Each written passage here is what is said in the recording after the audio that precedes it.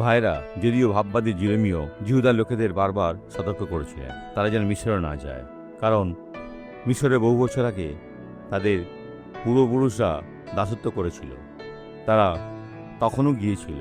এখন জিরেমীয় 44 অধ্যায়ের 13 পদ নিম্নলিখিত কথা বলে, আমি যেমন খড়গ, দুর্ভিক্ষ ও মহামারী দ্বারা জিরুজালেমকে দণ্ড দিয়েছি, তদ্রূপ মিশর দেশ নিবাসীগণকে দণ্ড দিব। পালিয়ে গিয়ে কোনো লাভ হবে না। যদি ঈশ্বরের কাছ থেকে শাস্তি আসে তাহলে কেবল তাকে বলো, প্রভু ঈশ্বর যিশু ইতিমধ্যে আমাদের পাপ দূর করে দিয়েছে, আর এখন আমি অনুতপ্ত। ভাইরা, আপনাদের শুধু এটাই করতে হবে, আপনাদের পুনরুদ্ধারের জন্য তার কাছে প্রার্থনা করুন, আর তিনি তা সম্পন্ন করবেন। এখন প্রার্থনা করব। আমি এখন সকলের জন্য প্রার্থনা করি এবং সকল মন্দকে তিরস্কার করি।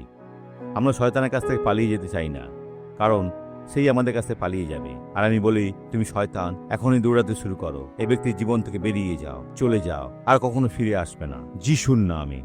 ভাইরা, আপনারা মুক্তি পেয়েছেন।